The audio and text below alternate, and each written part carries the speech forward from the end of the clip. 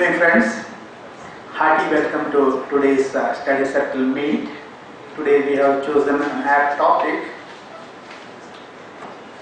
recent issues on judgment in capital gains. To share knowledge in this, we have an eminent speaker, CA Narendra Jain.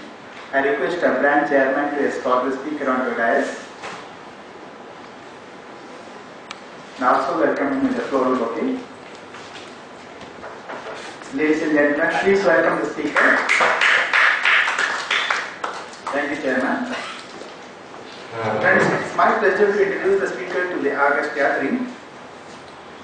CA Narendra Jain, Advocate, BCom, FCA, CS, LLB, currently practicing as an advocate, heading NNMS Legal Chambers, Bangalore, have experience in advising clients and handling tax litigation in transfer pricing, corporate tax and international taxations. He has won several academic awards. To name a few: 5th rank in CS Inter, June 2004, awarded DL Majumdar Silver Medal for securing highest ranks in Advanced Company Law and Practice in CS Final, awarded Taxman's Prize Award for securing highest marks in Direct and Indirect Taxation, Law and Practice in CS Final, awarded Mrs. Pankajan Rangachari SARC Prize Award for securing highest marks in Advanced Company Law and Practice in CS Final. His other activities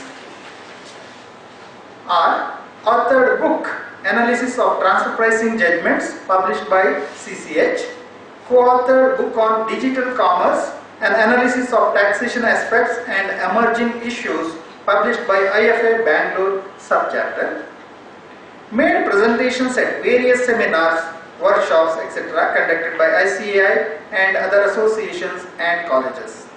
Currently is teaching also at CAPS for CA final students on direct taxes, international taxation and transfer pricing. With this brief introduction, let's once again welcome CA Narendra Jain. Good evening, respected seniors in the profession and dear friends. I thank the Bangalore branch for giving me this opportunity to share my thoughts on latest issue in capital gains.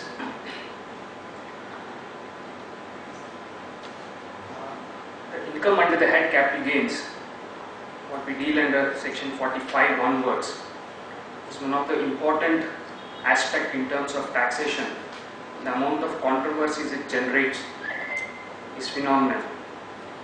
There have been constant amendments in this set of provisions in last so many years, and you will find that the policy framework has been constantly changing.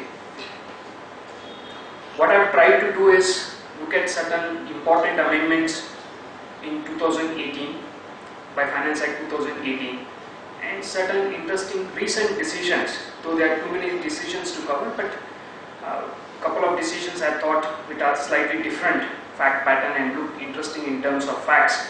I tried to pick them up and analyze. The main focus I have tried to look at is the amendments which have happened, and one which we have to deal with is section 112, the taxation of long-term equity shares, listed equity shares. Prior to Finance Act 2018, or to say up to March 2018, 31st March 2018, we have an exemption available in case there is a capital gains on transfer of long-term capital gains. So the existing regime which were visualized in 2004, which provided for an exemption, assuming that the stocks are traded, the shares are traded on the stock market, and then an alternate levy in terms of security transaction tax was levied in 2004. The idea was, at that point of time, the government thought that the amount that they are collecting from the long-term capital gains could be offset with the levy of security transaction tax, and sufficient taxes could be collected from the mechanism of STT. They thought that it is easy to administer, easy to collect taxes at one source rather than collecting can get from various assessees, leading to litigations at various fronts. So this was inserted by 2004 Finance Act. As 14 years have passed and they have seen buoyancy in the stock market, as we see the memorandum and Finance Minister's speech, he says that there is 3,67,000 of capital gains which is claimed as exempt. So they are looking at roughly tax effect of, if you look at 10% point of view, 36,000 crores of tax effect what they have foregone as per the details available in the budget.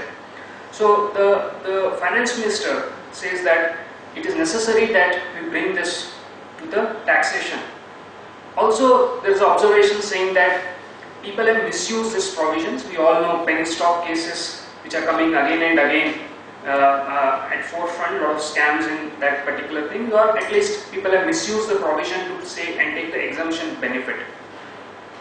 Also, further the budget papers say that this has created a sort of discrimination towards manufacturing, against manufacturing, and people now invest in financial assets rather than investing in business or manufacturing assets, because the financial assets are giving you a gain, and when the stock market is going at a good pace, the Nifty and other indices are going at a good pace, you get a decent gain by investing in financial asset, and which gain is exempt.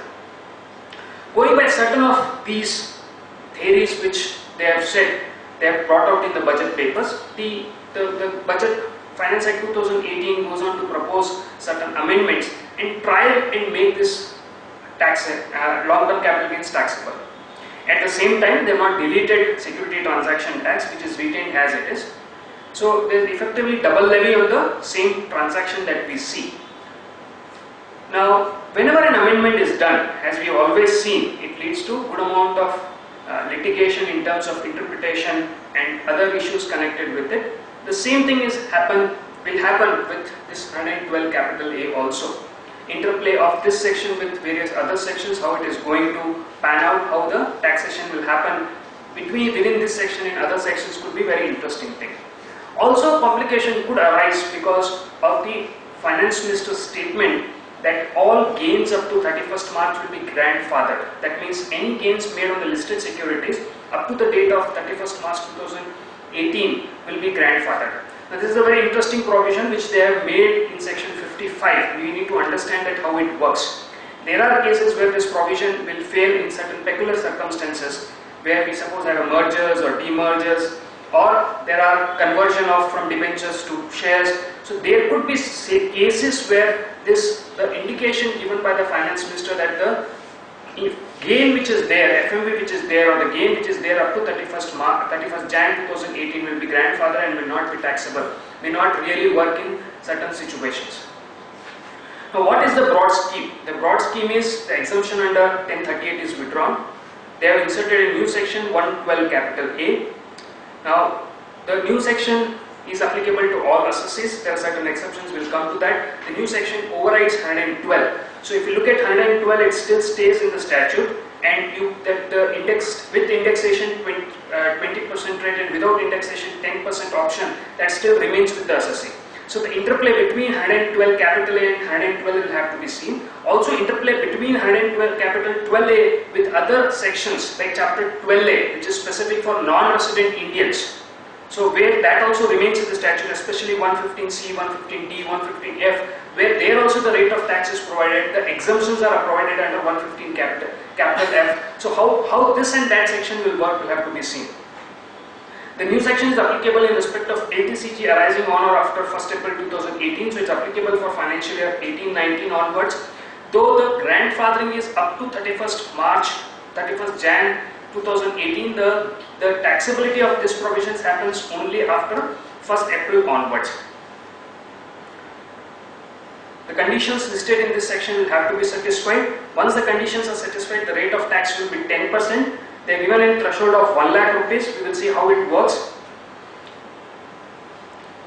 For other income, your normal provisions will be applicable. The benefit of proviso to 48(1), proviso, first proviso and second proviso will not be applicable. So first proviso deals with the foreign exchange translation gain loss, which have to be adjusted while computing the capital gains. So what we do is we compute in the foreign currency to nullify the movement of the foreign exchange gain or loss. Second proviso deals with the indexation.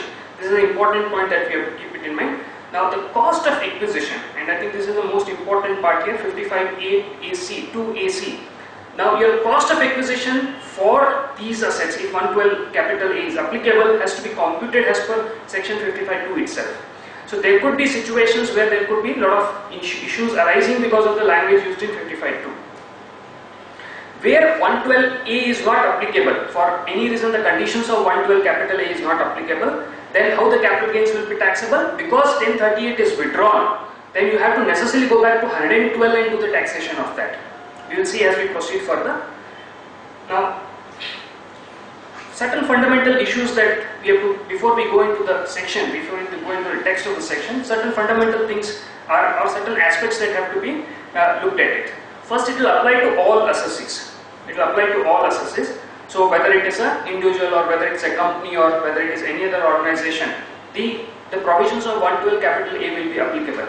In case of a company's, this gain now will, if it is credited to P&L account, also will be liable for MAT. So effectively taxable at 18.5%. Even if it is in the cases of non-corporate cases where AMT is applicable, even in those cases the AMT will be applicable on this gain. So you will have normal computation where the gain will be taxable at 10%, but you will have a MAT computation where the gain will be taxable at 18.5%. This difference has to be kept in mind. Now, what will be the interplay between 112 capital A with other provisions? For example, chapter 12A, which deals with non-resident Indian taxation. Now, even chapter 12A provides for rate of tax and it gives a capital gains exemption under 115 capital F. So there, if the difference is, though the rate of tax under both 112 capital A is 10% as well as chapter 12 capital A only specifically applicable for non-resident Indian is also 10%. That is applicable, chapter 12A will be applicable only for specified foreign exchange assets. That means it is an asset as defined in 115 capital C, like shares of company, debentures or deposits of a company. It could be a share of a private company or a public company or government debts. Now these should be purchased by inward remittance of a foreign exchange. Once these are purchased by inward remittance of a foreign exchange, then chapter 12A will be applicable if the assessee is a non-resident Indian. Other non-residents, this chapter will not be applicable. Now there are two specific provisions which will be in conflict with 112 capital A. One where it provides for 10% rate. Interestingly, because this is a purchase which is happening in foreign currency, the first proviso benefit will still be applicable under that section, and the concessional rate of 10% will be there. So if I am coming to 112 capital A, I don't get that benefit, but when I go under that particular chapter, I still get that benefit because the first proviso is not applicable to 112 capital A, but it is applicable to chapter 12A. Now, second point is 115 capital F. If you reinvest the capital gain, if you reinvest the sale consideration into a specified foreign exchange asset. So if I sell a foreign exchange asset, that is say a share of an Indian company, and I reinvest in a share of an Indian company, the 115 capital F will say that the gain will be exempt under 115 capital F. Now these are special provisions. Now the question will be whether 112 capital A will override chapter 12A, or the provisions of chapter 12A are being beneficial, the assessee can opt for those provisions. If you see 112 capital A, it only overrides section 112. It says that notwithstanding anything contained in section 112. So it doesn't say it will override chapter 12A.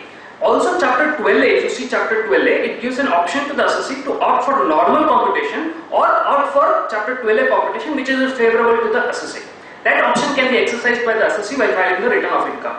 Given these situations, it would appear that if there is a special provisions like chapter 12A, or in case of a foreign institution investor like 115 AD, those provisions will still override 112 capital A, and I could still take the benefit of those provisions and do the computation under those provisions. This is first part of it. Second part of it, if for any reason 112 capital A is not applicable, say for example one of the conditions of 112 capital A is that the STT should be paid at the time of a purchase and sale. That is one of the conditions of 112 capital A. Assuming this condition is not satisfied, so then in that kind of transaction, for that kind of a transaction, 112 capital A will not be applicable. So then I go back to the section 112 and do the computation and apply the tax rate as may be applicable and do the computation as may be applicable. So there I could still take the benefit of first proviso, second proviso to 48, do the computation there and apply the tax rate as may be applicable to under that section. So precedence or preference will have to be given to 112 capital A. That means because 112 capital A says notwithstanding anything contained in 112, first I will have to see whether 112 capital A will be applicable to me or not. If it is not applicable, that means any of the conditions of 112 capital A are not satisfied, only in that circumstances I need to go back and apply 112 of the Income Tax Act. That is another point that we have to keep it in mind. Another aspect that before proceeding to the actual conditions is the exemptions that we have. Section 54F, for example, sale of a long-term capital asset, investment into a residential house, that would still be available for 112 capital A, because 112 capital is a rate of tax. The computation is still done under 48 to 50, 40, the charge is under 45 and computation is still done under 48 to 55, and section 45 charge is still subject to section 54F. You cannot anymore claim 54 EC because 54 EC by 2018 amendment is only restricted to land and building. It's no more available to shares. 54 EC investment in bond, that benefit is already taken out. So in 54 EC the benefit is now currently available only to land and building. So 112 capital A gains you can reinvest in a residential house only to possibly claim an exemption available under that particular section.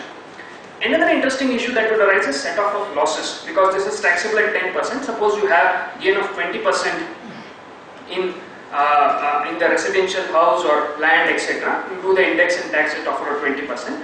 So there could be a loss. There could be two situations: loss under 112 capital A, which you want to set off with other gains, or there is a other gains at other places. There is a gain in 112 capital and loss in other assets. So either of these circumstances may arise. The question is whether the set off will be available.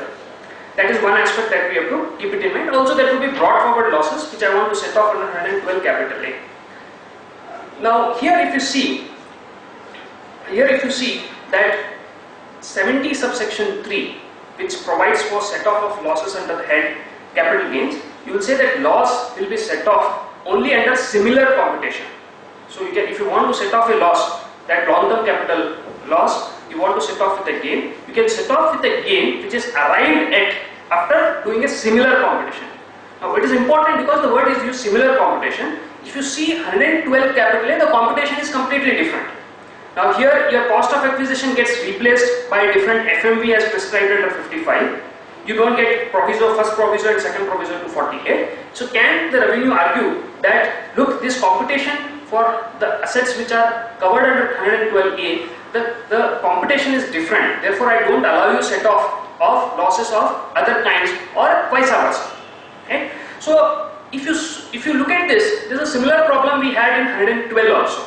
So 112, the proviso said that if it is a listed security and you don't want to do an indexation, you have an option of 10% rate. So the question was whether when I do a gain without indexation and gain with indexation, can I set off these gains? So one gain will be taxable at 10%, one gain will be taxable at 20%, this being a differential rate. So the issue was whether the 10% gain can be set off against 20% or such kind of a situation. So the Mumbai Tribunal was dealing with a similar situation in Vipul Shah's case. There the Mumbai Tribunal said that the computation, when you talk of the words used, 73 uses the word similar computation. When you say similar computation, it refers to computation under 48 to 55. And you cannot just apply one proviso and say computation is different. So the same logic possibly we can extend to the section 112 capital A also, that look, the computation is still same, certain elements of computation are different. My computation still remains same, that I am taking the full value of consideration, I am reducing the cost of acquisition and I am arriving at the gain, and I can reduce any expenditure incurred wholly and exclusively in relation to transfer. So my computation still remains same, I am substituting the cost of acquisition, or you can say the way of finding of cost of acquisition is different, so, or the indexation is not given because I am getting a concessional rate of tax. But the elements of computation remain still same. So the decision given in the context of 112 possibly will also apply to 112 capital A to say that this benefit of set off should be available. The board circular, or not circular, FAQ, which was released post the proposal in the finance bill, also looks at this and says that we will provide you the set off of losses. So either ways I should be eligible for set off the loss in 112 capital A asset against the gain of other assets, or loss in other assets against the gain in 112 capital A. This set off in my view will be mandatory. You cannot say that 112, suppose you have a loss at 112 capital A, which is taxable, you have a gain at 112 capital A, which is taxable at 10%, and you have a loss in house property, sale of land and building, right? Now you are aware that next year there is a gain in land and building which is taxable at 20%. So question is, can I pay 10% on 112 capital A and carry forward the loss under land and building? In my view that will not be permissible, because the set off is mandatory. The set off under the head being mandatory, you will have to actually set off and apply the mechanism and do it.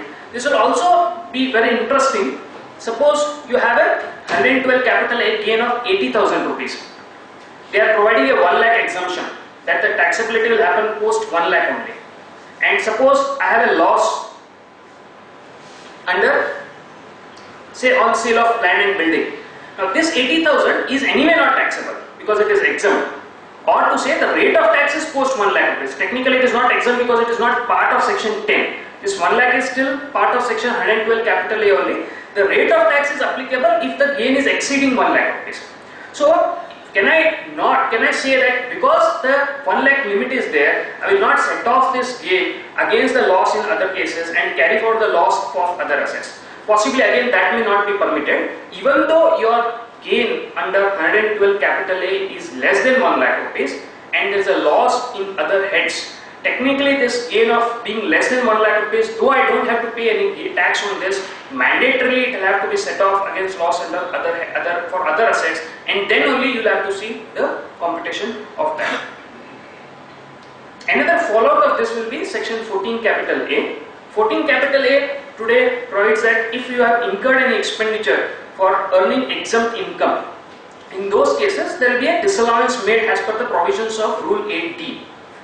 Originally, when this in 2001 14 capital A was bought, that time the capital gains exemption was not there, right? So the intention of bringing 14A was morely for other exempt incomes, especially for agriculture income, because there are a couple of Supreme Court decisions which says that where there is a mixed kind of thing, then the expenditure can still be set off and the gain is still exempt, the income is still exempt. So to do away with that problem, they brought in section 14 capital A. The share income or the exemption in shares and dividend exemption was a collateral damage, and we got caught in that, and today from series of decisions we have where this 14A is being attracted in various cases and the disallowances of expenditure have been continuously made, whether it's mutual funds or shares. But now with 112 capital A coming, the gains from shares, equity shares as well as from mutual funds being taxable now, possibly one could argue that the gains are now taxable, it is not generating exempt income, therefore the disallowance under 14 capital A will not be applicable. Even on the dividend side, now you have a super rich tax. If your dividends are crossing 10 lakhs threshold, then there is a tax on that also. So possibly these arguments will have to be brought in for 14 capital A to provide, to say that the disallowance which is being made under 14 capital A should not be applicable, because now my gains are taxable under 112 capital A. And you have decisions earlier also that if the asset is generating and taxable income, so when you calculate the base, asset base for calculating that 0.5% or 1%, in those cases those assets which are generating taxable income have to be excluded from that investment base. Now when we make the argument, I will say that this asset, the share of equity shares, is taxable under 112 capital A, therefore exclude this from the investment base to calculate that 0.5% or 1% of disallowances.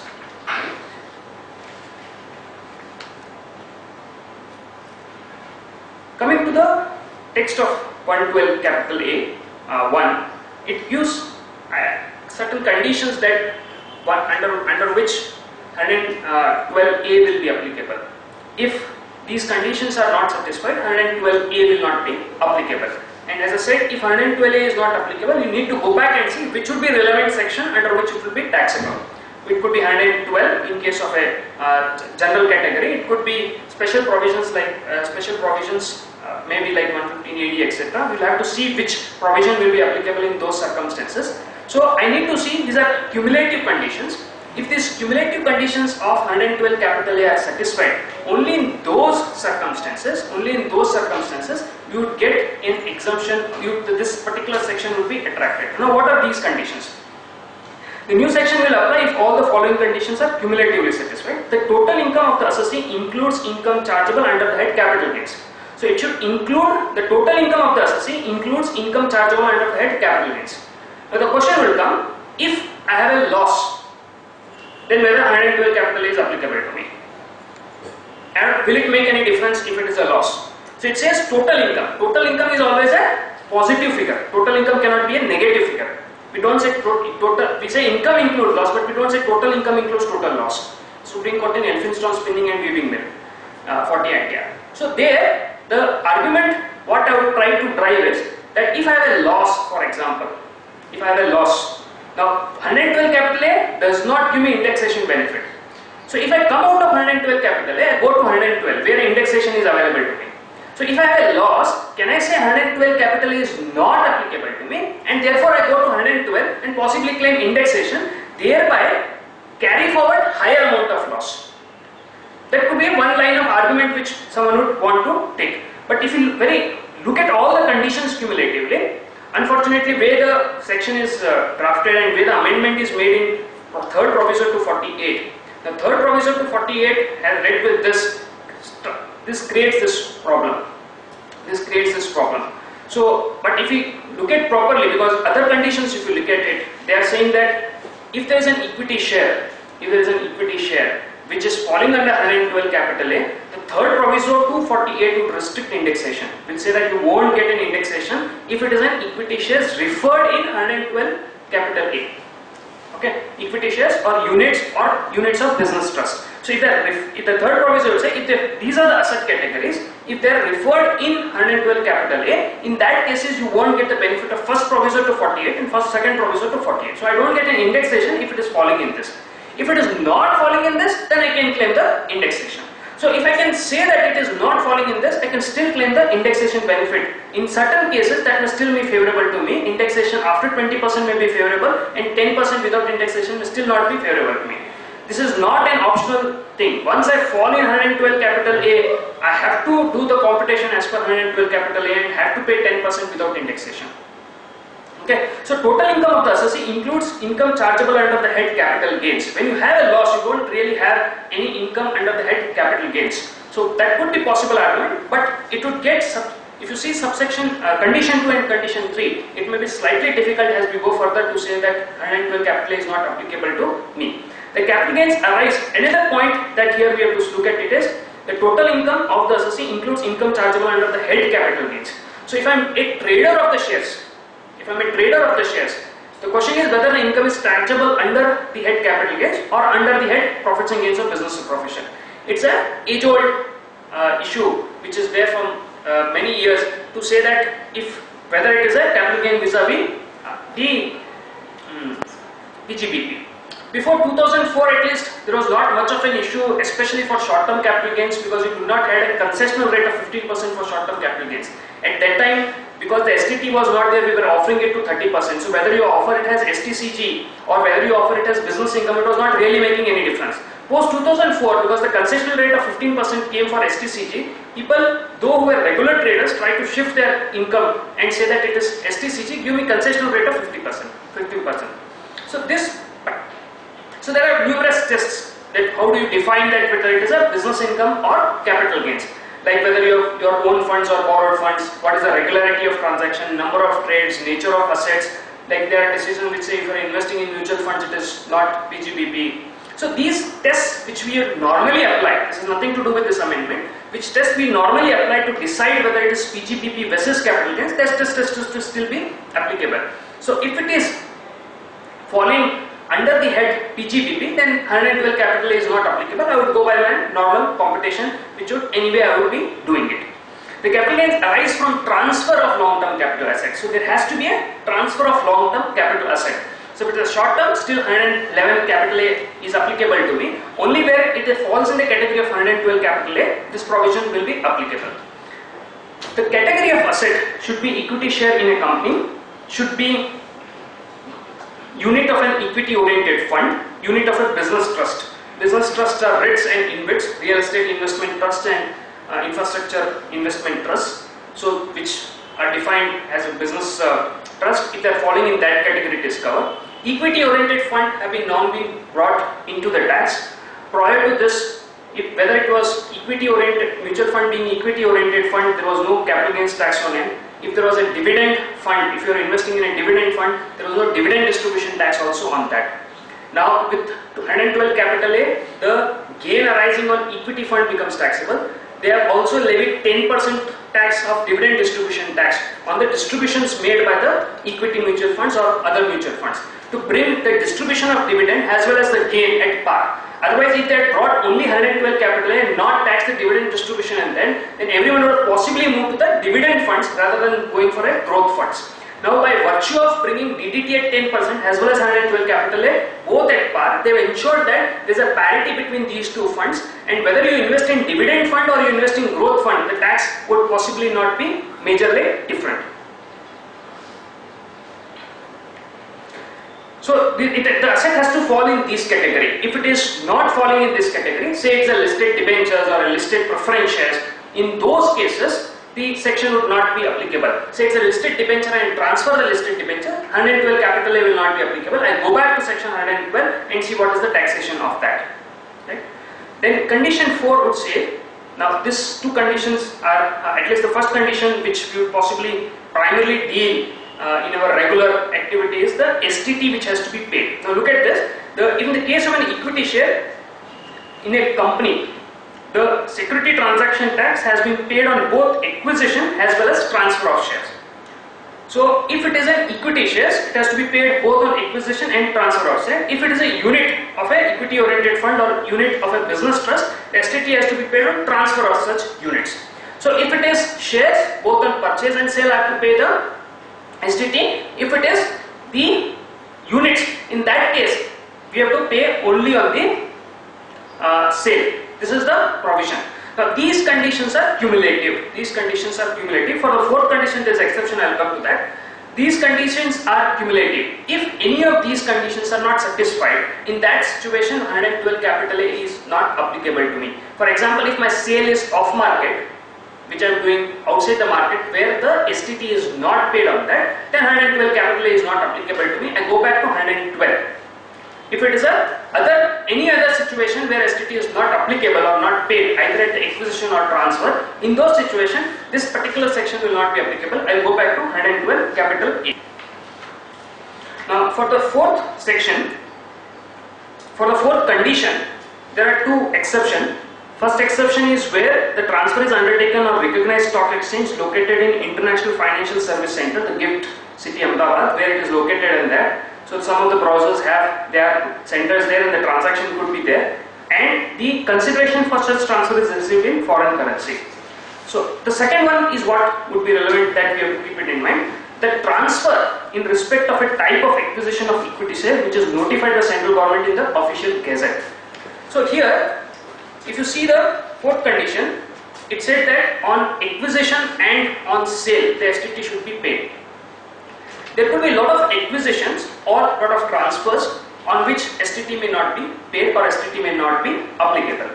So if I have acquired, STT came in from October 2004, so if I have acquired a share prior to 2004, naturally STT will not be paid.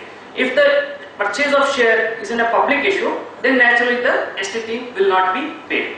So what the government has done is, for subsection 4, by virtue of 112 capital A4, they have given power to the board or to the central government, to notify certain acquisitions for which payment of STT conditions will not be applicable. So suppose that they notify a particular transaction, and that transaction you need not pay STT at the time of purchase. Keep it in mind that this is only for, they can notify only for purchase, they cannot notify for sale. They cannot notify for sale. So what can be notified under 112 capital A4 is the purchase of certain types. So there could be purchase type A, purchase type B, purchase type C, which can be notified under 100A4. But no sale can be notified under 100A4. So the post 1st April, any sale which is on which STT is not paid, and it is falling in equity share category or unit category, in those cases 112 capital A will not be applicable. You have to go back to 112 and see what would be rate of tax. There you will take the indexation and apply 20% rate.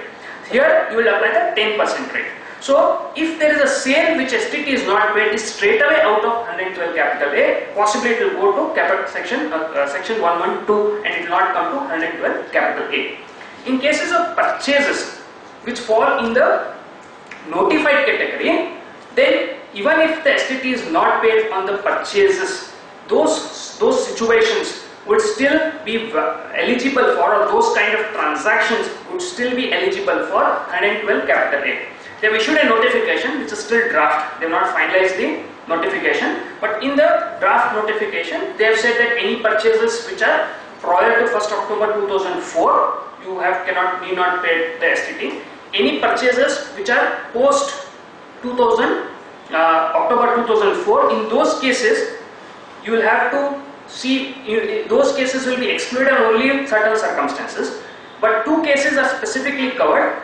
Say where doing a transaction in a thinly traded share which is not frequently traded on stock market. In those cases, if you are doing an off-market trade without paying STT through a preferential allotment, say, or an off-market trade, those will get caught in this, and 112 capital A concessional rate will not be applicable. You will have to go back to 112 and offer it at 20% with indexation. So if you just summarize this, there are 4 conditions. Total income should include capital gains. The gain should be arise from a transfer of long-term capital asset. The long-term asset referred in condition 2 has to be an asset which is equity shares, which is an unit of equity-oriented fund. Equity-oriented fund is as defined in 1023D, and if it is fund of fund 90 and 90 condition, that means the 90% should be invested in equity-oriented fund, and that new fund again should have invested in the equity shares. That condition has to be satisfied. And the 4th is STT or purchase and sale. In case of purchase transactions only, the notified transactions, STT need not be paid. Now, these 4 are cumulative conditions. If these 4 cumulative conditions are satisfied, then you will have an capital gains at the rate of 10%. Now they say that the capital gains exceeding 1 lakh rupees will be taxable at 10%. The capital gains exceeding 1 lakh rupees will be taxable at 10%. Now 112 capital A is actually a rate section which provides the rate of tax. 1038, which provides an exemption, has been completely withdrawn. Ideally they should have given possibly the way, maybe they have a different thing in mind and they have done it in this way. But one issue that was raised is whether this 1 lakh exemption which you are giving, is it an exemption, is it like a standard deduction, or is it that this 1 lakh can be taxed under some other section? The circular has clarified that this will be only, the FAQ has clarified that this will be only above 1 lakh rupees. So up to 1 lakh rupees it will be exempt. So if my gain is 10 lakh rupees, on 9 lakh rupees I pay 10%, 1 lakh will be like a standard deduction we can call, or we can call it exemption, whatever we call. I don't think we can call it an exemption, it is more like a standard deduction, because if it is less than 1 lakh and you have a loss in other, you have to still set it off. So this is not a standard, it is like the rate of tax exceeding 1 lakh rupees, the rate of tax will be applicable. Before that, the rate of tax will not be applicable and there will be no taxation of that. So up to 1 lakh rupees it will be available. For this, Can I ask? Yeah, sure. Yeah, in 115 BBDA also a similar. No, the language is similar. Similar, and they have a notification. That is why it was, the doubt was raised whether the 1 lakh, what we are discussing here is whether the up to 1 lakh there will be any taxability. But FAQ has clarified that, and even in 115 BBDA the rate will be applicable post 10 lakhs only. 10 lakhs. Yeah, not before that. Before that you would still not have the applicability of the section. It will be only post 10 lakh that it will be applicable. This 10% actually has to be increased by surcharge, and health and education cess has may be applicable to different kinds of assessing. If your the balance income post the capital gains will be taxable at normal rate, you don't get any chapter 6A for this, you don't get any 87A rebate for this, and in cases of individuals or where the basic threshold is applicable, then in those cases it has to be automatically reduced. So if your other income is only 1 lakh and capital gains is 4 lakh and you have a threshold of 2.5 lakhs, then the taxation will happen only on the 2.5 lakhs. Another interesting point that arises is this 10% rate what we have. Being a special category rate, will it be applicable in all cases? Because this 112 capital A applies to the for the capital gains, it gives you 10% rate. It applies to all kinds of assessing. For example, in case of a discretionary trust, where the shares are not determinate, but the proviso to 164 would provide that the rate of tax will be MMR. So now there my income is taxable at MMR. Out of that income which is taxable at MMR, one portion of income is long-term capital gains. So can I then say that these are two special provisions, but this being more specific for capital gains, can I apply this 112 capital A rate to that portion of income from that total income which is taxable at MMR? Again, similar problem we had in 112. Gujarat High Court in Niti Trust had taken a view that this special rate which is there in 112 should also be applicable to discretionary trust. And in case of discretionary trust, though the income is taxable at MMR, the income which is dealt in 112, the concessional rate will be applicable. So same way possibly can be taken here, that if the income of an discretionary trust, this being a special rate and government already collecting STT on this, the concessional rate of 10%, applying the computation mechanism given in this particular provision, the concessional rate of 10% should be applicable.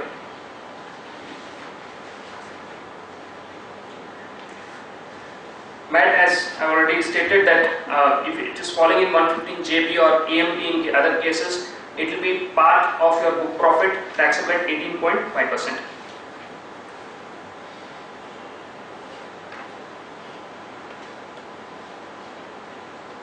Now first proviso, as we said that this is first proviso and second proviso will not be applicable. So third proviso to 48 is inserted, saying that the provisions of first and second proviso will not be applicable in cases it is referred in 112 capital A. Now we come to the computation part of it. Originally when the section was proposed, there is section 112A6 which provided for the substitution of fair market value as on 31st Jan. Now that there were certain changes from the bill to act, and now it is reflected in section 55. Here is what we have to be careful in what circumstances the substitution of fair market value can be done. The idea of fair market value on 31st raise, as the finance minister stated, that all gains up to 31st March will be grandfathered, and any gain which is accruing to the assessee up to 31st March on long-term capital assets will not be taxable. So 31st Jan 2018 will not be taxable. That is the cut-off date which the government had prescribed. Keeping that cut-off date in mind, the AC 55(2) subsection 2 clause AC has been inserted, which provides for cost of acquisition for these special category assets. Now how does it work? It says the cost of acquisition shall be higher of A or B. Now A is cost of acquisition of the asset, that is the actual cost of acquisition, higher of A or B. So when you come to B, the lower of FMV of the asset, FMV is again defined as the FMV as on 31st Jan, we will come to that, and the consideration received or accruing as a result of transfer. So if you take a simple example here, say my cost of acquisition is 1, FMV on 31st Jan is 2, and my sale consideration is 5. So lower of FMV or sale consideration is 2. And when I compare this with cost of acquisition, higher of cost of acquisition, and that is clause A and clause B. So 2 becomes my revised cost of acquisition. So in my section 48 computation, the cost of acquisition, I get deduction for cost of acquisition, cost of improvement, and expenditure incurred wholly or exclusively for the purpose of transfer. I get that deduction. Out of that, while calculating the cost, now I go to section 55 and substitute the cost as calculated under section 55 and substitute that cost in the computation mechanism under section 48.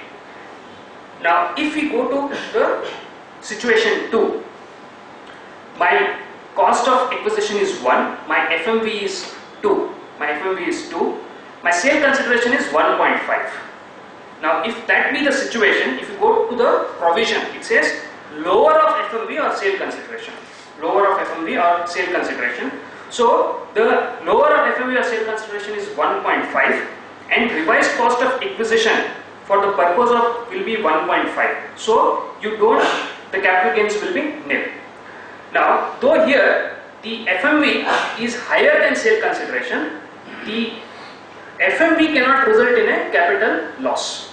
The reason for this is because they are grandfathering the gain up to 31st Jan, even they are grandfathering the loss up to 31st Jan. Because they are not asking you to pay tax on the gain which is arising up to 31st Jan. Same way they are saying that the loss which is arising up to 31st Jan, that also we will not permit you to do it.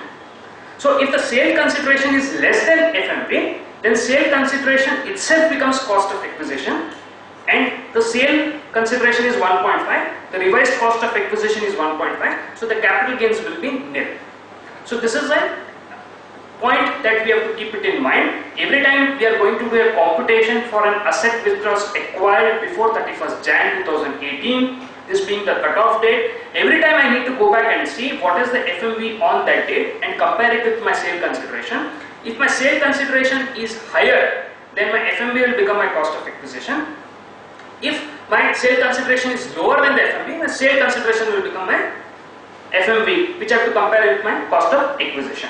So various permutation combinations can arise. So this is something which have to be kept in mind at some point of time. Now if you just look at this, if your cost of acquisition is higher than sale consideration, then the loss can arise. So if I just change the situation 2 and I say that cost of acquisition is 3 and FMV is 2, because in clause A and B I have to take higher. So I will take 3, and given that my sale consideration is 1.5, I will get a loss of 1.5, which 1.5 I can fully carry forward. See, when there is a gain, you have a threshold exemption, or you say a standard deduction of 1 lakh. But when you have a loss, the entire loss is either eligible for set off or it is eligible for carry forward. So there is no threshold of 1 lakh rupees in loss. So if you have a loss, the entire loss can be either set off or either carry forward. But if you have a gain, only it will be taxable post 1 lakh rupees. So this is again a sort of benefit which is available, though small in amount, but it could be a beneficial in various circumstances. Now here various issues that we have to consider is okay. Now this is another 2 points before we proceed further on this particular thing is that if the acquisition is prior to 2001, one situation, or acquisition is by modes prescribed under 49, so the cost of previous owner would come into picture. Suppose I have acquired in 1995 at 100 rupees and the FMV on 2001 is 250. Now, and the FMV on 31st March is say 200 rupees and your sale price is 300 rupees. The question is, what will be the cost? Now, by virtue of section 55, your FMV has on 55 subsection 2, FMV has on 1/4/2001 is something which you have to consider for the purpose of all other purposes. The cost of acquisition for purpose of 112 capital A is subject to these two conditions. That means when I am calculating cost of acquisition for 112 capital A under subsection 2AC, I have to take care of clause B 55(2)(b), which deals with 49(1) situation or deals with 2001 FMV. Earlier it used to be 81, now it becomes 2001. So if I have acquired an asset prior to 2000, first thing I have to do is I have to substitute that with an FMV on 2001.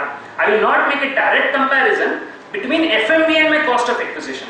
I will do a comparison between FMV and FMV on 2001. So I have to look at FMV has on 31st Jan 2018 vis-a-vis FMV on 1st April 2001, 2001.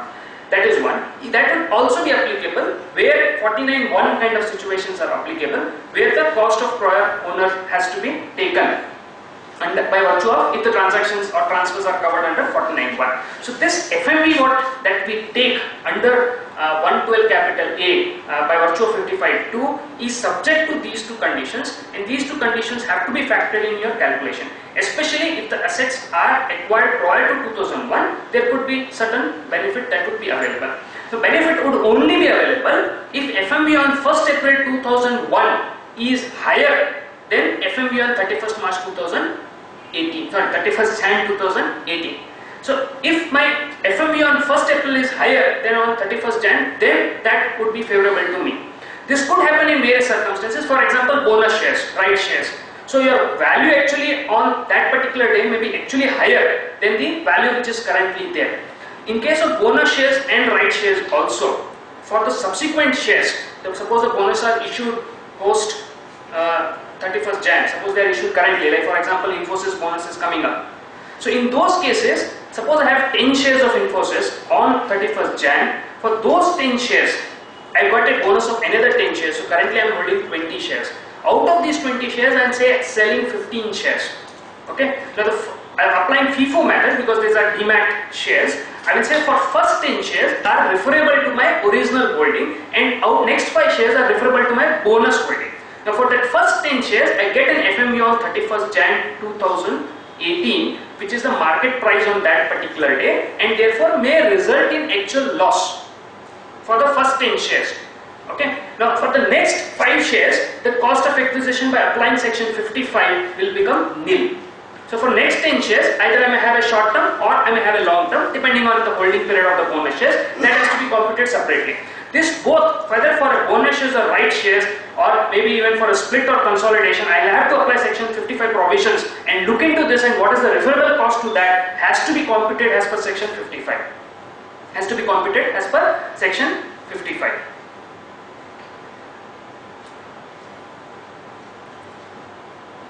Now coming to calculation of FMV.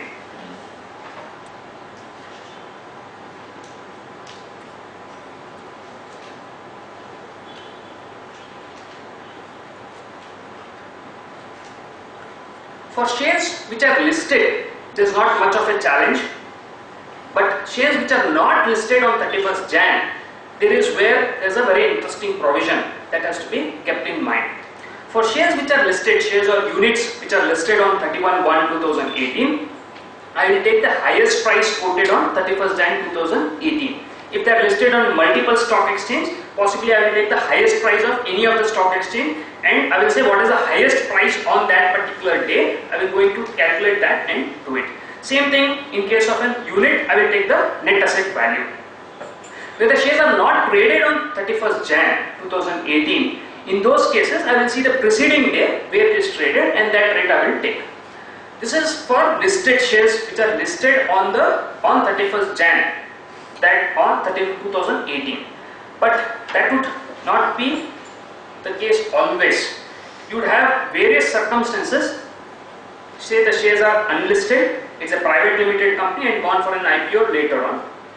A unlisted entity might have merged into a listed entity, and you got a shares of listed entity which is subsequently sold.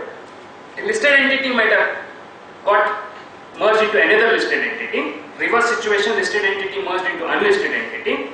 Conversion of debentures or preference shares into shares which are then listed. So there could be various combinations which could be applicable. For example, conversion of a partnership or a proprietary concern into company and then it gets listed. So there could be various combinations where your shares are not listed on 31st Jan 2018. Now in that case, how do you compute the cost? What does the provision provide? If the shares are not listed on recognized stock exchange on 31st Jan 2018, but listed on the date of transfer. Listed on the date of transfer. So the visualization here is that you have an equity shares, you are owner of an equity shares which is unlisted on 31st Jan. So you are having a share which is unlisted on 31st Jan. If you purchase a share post that, then this is not applicable. It is only applicable if you have a share on 31st Jan and which is unlisted and which is subsequently listed. Why it is important is because the cost computation changes. Suppose you purchase a share which is post 31st Jan and which is unlisted, and later on it gets listed and you sell it. In that cases, this jackup of cost which is provided in 55 will not be applicable. There is a simple logic for that, because they are saying any gain up to 31st Jan 2018 we are grandfathering. So if you purchase a share post that only, there is a question of grandfathering that. That is the logic of the provision.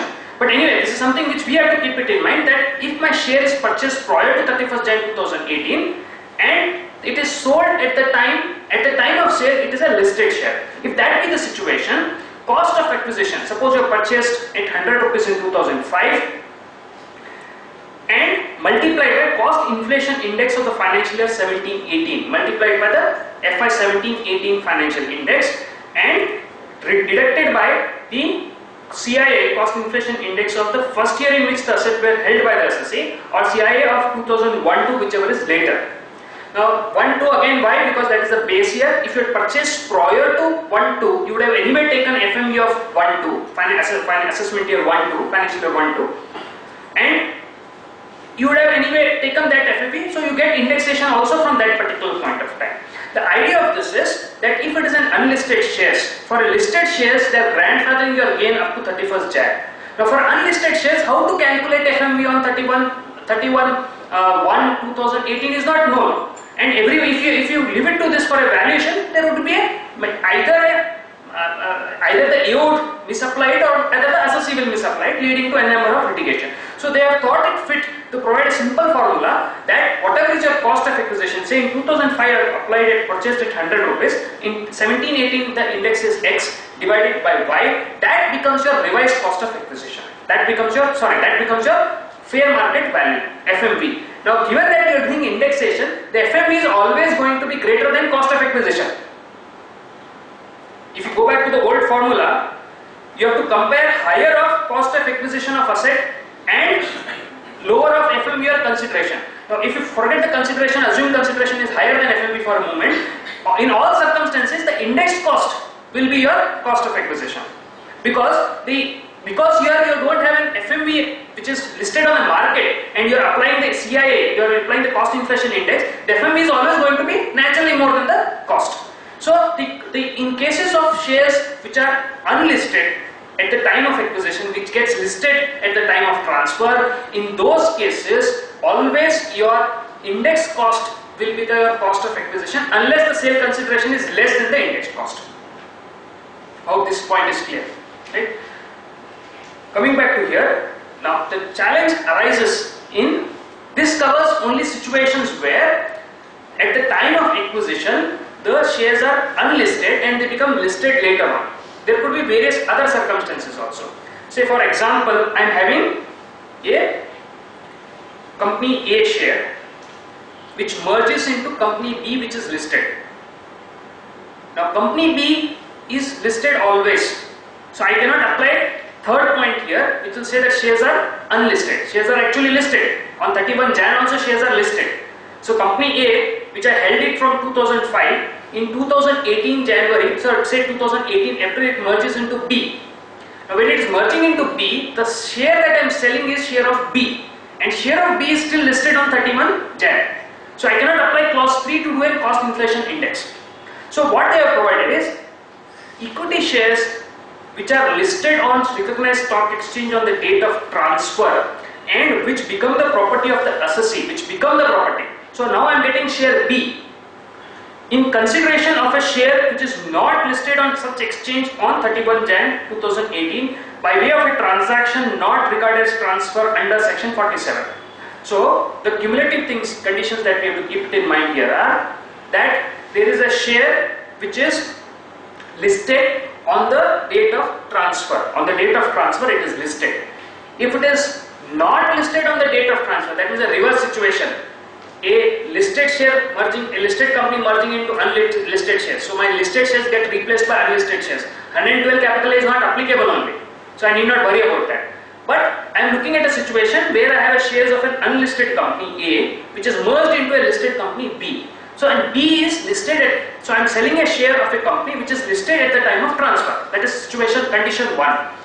And which becomes, now the share of company B became the property of the assessee, became my property in consideration of a share which is not listed on 31/1/2018. So it should have become the property of the assessee. The share of company B is in consideration of share of company A, and that A was not listed on 31st Jan 2018. If that be the situation and this transfer, this swap of A to B, share of A to share of B, should be considered as not a transfer under section 47. So if I am looking at amalgamation, that means it should satisfy the condition of section 47 and it should fall in the not a transfer category of the section amalgamation. If the transfer is not falling in 47, say I don't satisfy the condition of 2(1)(b) and it is not an amalgamation, then this jackup of cost is not applicable to me. Then I have to go back to my only cost of acquisition. I don't get this uplifted cost of acquisition. I will not get that. So these are cumulative conditions which we have to keep it in mind, that at the time of transfer, these are shares of listed, it becomes a shares of listed entity. Second, this came in lieu of share, which is a share of an unlisted company. And that movement from share to share is by virtue of a transfer which is covered under 47. If these cumulative conditions are satisfied, then only I will take my original cost of acquisition, multiply it by CII of 1718 and divide it by CII of the date of acquisition, or when I become the owner, or 1, 2, whichever is relevant or applicable in that particular point of time. So keep it in mind that this particular provision will only be applicable where there is a movement from share to share. If it is something else, say for example 4710, convertible debentures, conversion of a debenture into equity share. Now I have not got the equity share in lieu of a share, so I don't get the upliftment of a cost. I will have to go back by my original cost of acquisition.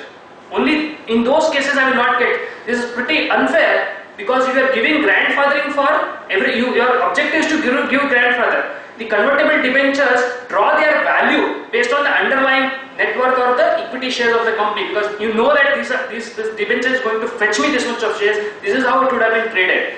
But they are not giving you upliftment in the cost for those assets. They are giving you upliftment of a cost only in situations where it is a share to share swap. You are giving up a share of an unlisted company and you get a share of a listed company. Only in that circumstances you can get this benefit of indexation. In no other circumstances you will get the benefit of this indexation.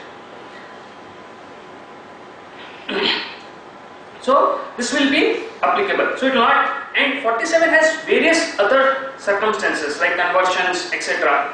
All those may not be covered by this. What will only be covered by this, where it is a share to share movement. If any other circumstances are there, though it may not be a transfer under 47, but I won't get my CIA benefit, the cost inflation benefit under 55, I will not be able to take that. In those cases, your original cost of acquisition only minus your sale consideration at the time of transfer, straight away difference of that will be taxable. In cases if it falls in this, I get at least an increment, whatever is that period, it may be 2 times or 3 times depending on what year of acquisition, at least that much of movement upward I will get. But if it is not falling in this, that sale consideration minus your cost of acquisition straight away will be taxable at 10% rate. What will happen for the conversion of CCPS into equity? They have said that it is a share. So if it is a preference share, you are talking about a preference share. So your preference share should be covered because they have not used equity share in 55 to AC. So they use only share. They use share. So the share could be equity share or a preference share. That could be available to me. Okay.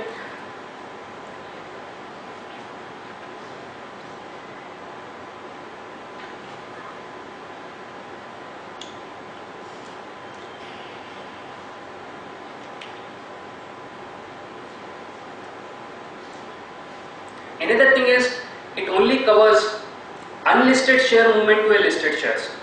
If it is a listed entity which merges with another listed entity, then again this may not happen. Say for example 2005, I had a listed entity A.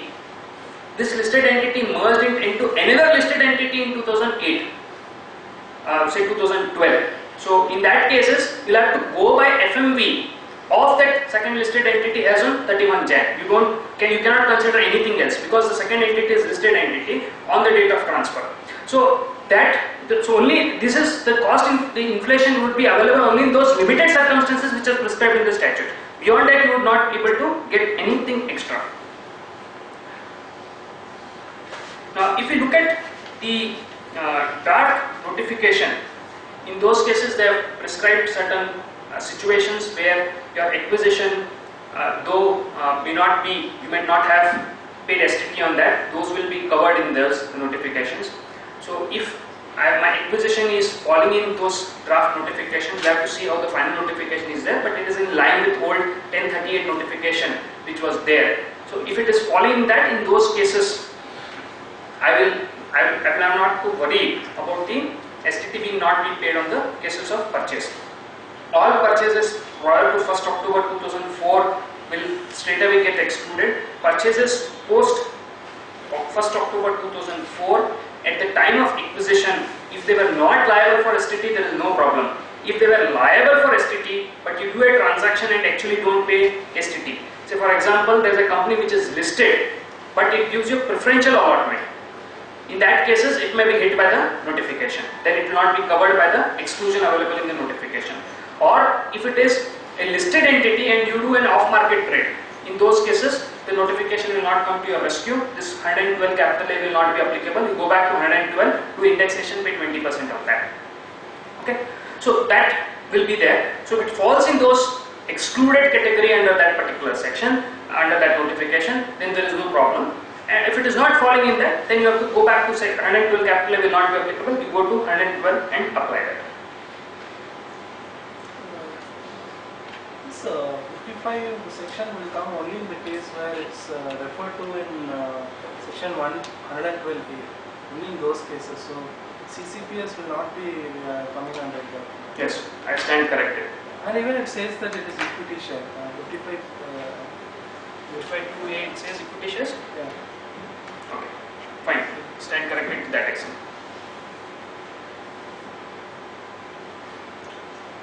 Another interesting amendment is conversion of inventory into capital asset. 45(2) was there, which provided that if you convert and capital asset into inventory, it was always covered under 45(2). So capital asset converted into stock in trade, 45(2) provided that the value at the time of conversion will, till that point of time, you will be capital gains, post that will be business income. Both of this will be chargeable at the time of sale. But the 2018 amendments look at a reverse kind of a situation. For reverse kind of a situation where you are converting inventory into capital asset. So it could be inventory of shares which I wanted to convert into capital asset. We were doing that because the rate of tax might be 15%. I would want to take the benefit of that lower rate of tax when I am selling. If it's a short term, if it's a long term, either it was exempt. So though I might have held the shares at long, I might have converted into capital asset to say that my gains should be exempt. You would have converted, say you would have purchased a property, land with an intention of doing business, and really it might not have worked out, and you might have considered it as a capital asset and retained it for long. Because if you consider it as a business asset, neither you get an indexation and you pay tax at 30% being it a business income. So now so you want to convert it to a capital asset because you will get an indexation and lesser rate of tax of 20% or 10%, whatever may be applicable. Prior to this, whether the question was 45(2) specifically provided for conversion for capital asset into stock in trade, but the reverse situation was never dealt in the statute. So you had various different kind of views, interpretation on that. If you go back to the old Gikabai Premchand, you cannot make a profit with oneself. So conversion cannot lead to a gain. You have other Gikabai Premchand was a case where the silver was withdrawn for personal use. The assessing officer said it is a sale and the differential should be, the differential on that particular day on the transfer should be taxed as business income and should be brought to tax. So there are similar other cases. So there was, but statutorily there was no provision which would try to attract this or attach this and attack this kind of a situation. Certain judicial decisions dealt with it. Janvi investment was a case where they dealt with this particular situation and say that there cannot be two acquisitions, one as a business asset, one as a capital asset. There cannot be two acquisitions. So it is a one acquisition, this conversion is irrelevant. Conversion is irrelevant. So we don't have to look into that. You take your original cost and you look at the sale consideration and that differential is considered as the capital gains. This was the Mumbai High Court decision. There was a Delhi High Court decision in Abhinandan Investments where they took a contrary view. They said up to the conversion it will become business income, and post conversion the differential will become capital gains. But the Delhi High Court still took a view that both these gains, business income as well as capital gains, will be taxable in the year of transfer, keeping in line with 45 subsection 2. Now you have an interesting provision 28(6)(a), which says that the fair market value on the date of conversion will be taxable as business income. So the profits and gains under the head 28, the income shall be chargeable under the PGEP, will also include fair market value of inventory on the date of conversion. Though no doubt this fair market value, which is considered as my sale income under PGBP, becomes cost by virtue of section 49 while calculating the capital gains. They have been kind enough to give this much of deduction.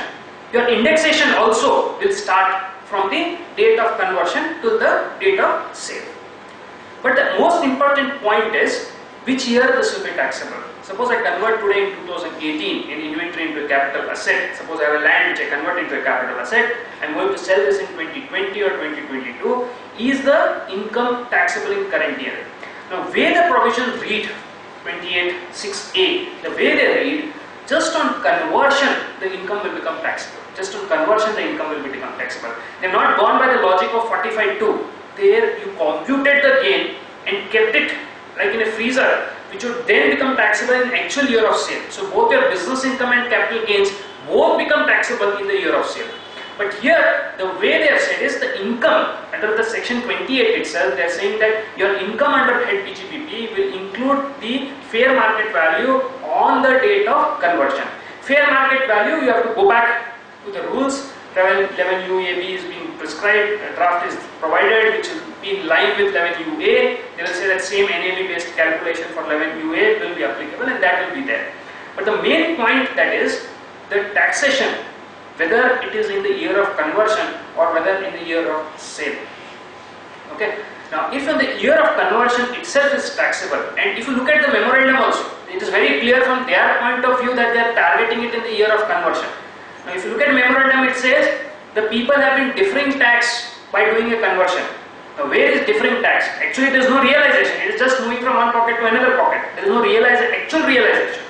So, how can you bring this to taxation? So, they are looking at taxing this in the year of conversion. So, this one conversion will result in immediate outflow from the assessee's point of view. So, whether this will be worthwhile or not itself would be an issue. But the main point that you have to keep it in mind, I think this will go up and the challenge will come whether the real income principles, section 4, section 5, where is the accrual of income? Where is the income that is received? There is no income that is accruing or arising to the assessee. There is no income that is received by the assessee. Section 4 and 5 have been completely even go by making conversion taxable in the year of conversion. The income FMB on the year of conversion being made taxable doesn't look proper. They could have said that it will become accumulated like 45(2) and it will become taxable along with the time when the capital asset is actually sold, which has not been done. That not being done would result in a... I can convert it today into capital asset and tomorrow I can sell. That is fine. I am looking at a situation where you convert and hold it. Suppose I convert it today and hold it for 2 years, and after 2 years I sell. So the capital gains will be taxable in the year of sale, but the conversion, the gain arising on the conversion inventory, that becomes here in the taxable. If your conversion and sale is in the same year, then at least there is not much of a problem. But if I have done it in different years, then there will be a problem. This could happen in various cases where you have taken an asset as a business asset. Suppose I have taken a land as a business asset and later on converted it for my stay purpose. Suppose I want to build a residential house. There is no intention to sell at all. In those cases, I will not get benefit. I might have converted, say, because I have purchased a share from trading objective, but I want to now keep invested in that share, hold it for a longer period of time. In those cases, I will get caught by this particular provision, because movement from inventory to capital asset in my books of accounts will trigger this. So if you are doing this in your books of accounts, moving from one head, from inventory to my investments, there could be a potential risk under 28(6)(a). We have to be careful of this particular change. So when we are purchasing the asset, we'll have to be very clear on what category I am holding the asset. Otherwise, this particular provision will attract risk under this particular provision.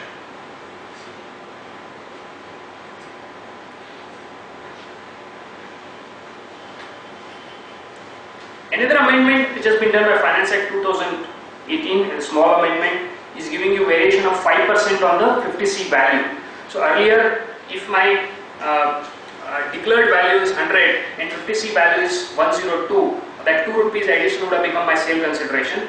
There were a number of decisions which gave you a leverage up to 10%. There were various tribunal decisions which give you a leverage of 10%. So that decisions prior to this, now this amendment comes into effect from 1st April. So prior to this, those decisions still should be applicable. So even in the earlier cases, the conversion has happened in prior to 31st March 2018. So if you really want to do a conversion, do it prior to that. That benefit should be available to me.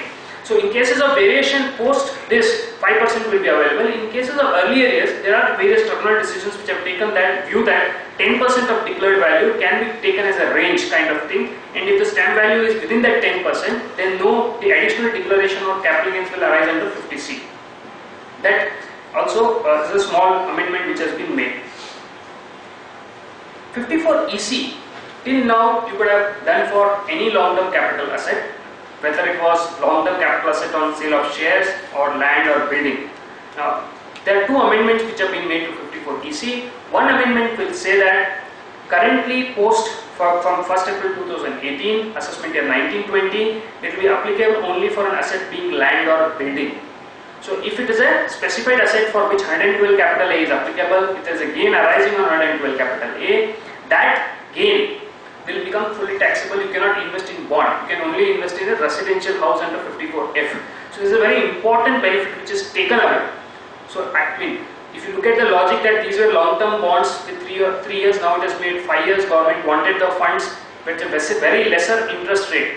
So these bonds were providing funds to the government at a lesser interest rate. But that benefit is now taken up, and the 54EC investment can only be available only where the gain is arising out of asset which is being land or building.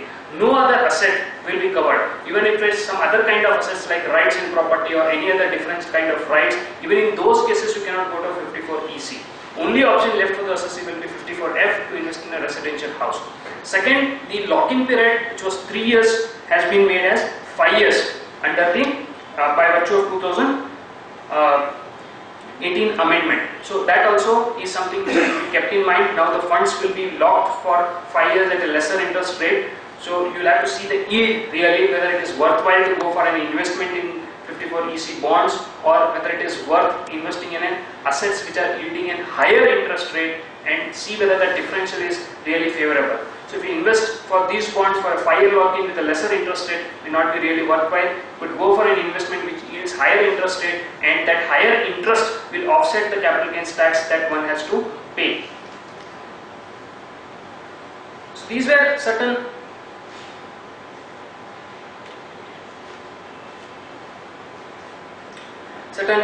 important the legislative amendments which I thought can be dealt with.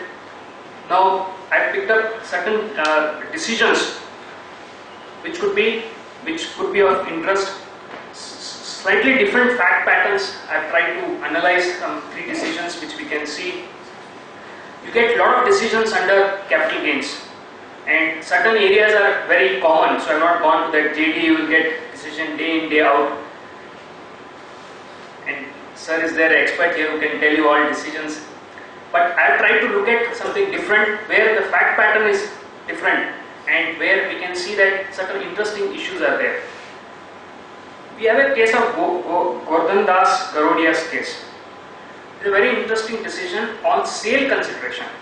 Can deferred sale consideration.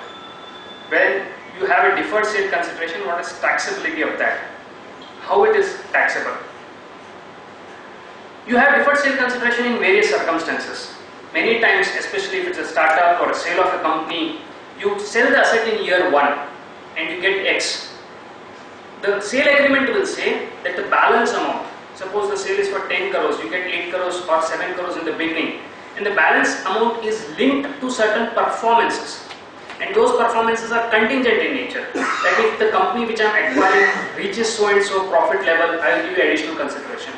If so and so conditions are satisfied, then I will give you these additional benefits or additional sale consideration.